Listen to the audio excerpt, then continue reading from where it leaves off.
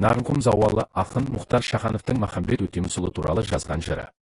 Бұл поэма Махамбеттің күрескерлік айбынын, ұлттық болмысын, ақындық тереңдігін, азаматтық парасатын танытатын ілгері шығарма саналады. Поэманың бөлімі Махамбеттің соңғы сөзі деп аталады.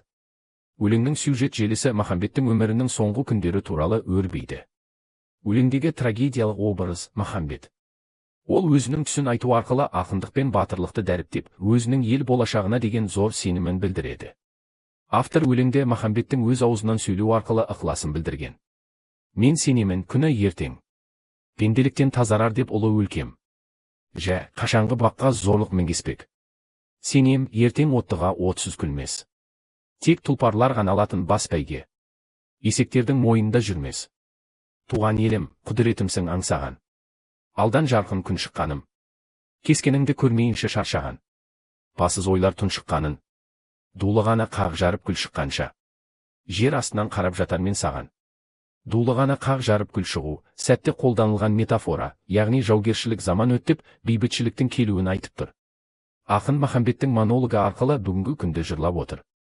Монолог үлгісінде көрініп отырған ақын сезімі сенімге айналып, сенімі сезімге ұласып, лирикалық толғаныс тамыры осылайша тармақталады. Менің бассыз қалғандығым сенің бассыз қалғандығың болмағай деген сөз түйіні толғаныс түрінде ойлану, байыпты бағдарлау сипатын танытса, ең соңғы шумақтарға дулығана қақ жарып күл шыққанша, жер астынан қарап жатам мен саған сөздері арқылы ақын сезімі көрінеді. Өлеңде ішкі монолог үлгісі басым. Ерлер ісінің қиындығы, болашағы бұлыңғыр бола тұра қайыспас жігер, ақынның сенімін күшейтеді. Әке үкімі, тарауы әке мен бала арасындағы диалогта құрылған. Бұл бөлімде астарлы күйде Махамбеттің өлімімен аяқталады. Шиеленіс кезеңі баласының әкесіне батырды өлтіргенін мақтан етіп айтуы. Ой, залым-ай! Мұнша залым екеніңді жүрген қалай танымай. Бұл сөздер әкесінің эмоциясын білдіріп бояулық реңішке ие болған. Рас ұлым, айтылған сөз оқпен тең. Мен кезінде Махамбетті жек көргем. Айтылған сөз оқпен тең. Ерлер аз ғой бара алатын байыпқа. Тым кеш ұқтым Махамбеттей батырға. Бүкіл қазақ ғашық болса айып па. Ақын өлеңнің негізгі идеясы ретінде батырлық, әділеттілік, ақындық зор махаббатты ту етіп көтереді. Азаппенен өтсе дағы таңдарым қайрағам жоқ қызғаныштық қанжар. Ақын метонимияны орынды қолдану арқылы ізгілікте, алыптықты қызғанышқа жеңдірмеу керек деген ұғымды басты идея ретінде ұстанған. Шаханов ақындық деңгейі философиялық, толғаныстармен ұштасқан ақын. Оның дүниетанымдық дәрежесін мына бір шумақтан-ақ байқауға болады. Жауап беріп жататын сан қылыққа, бір заңдылық жатыр сол жаңғырықта.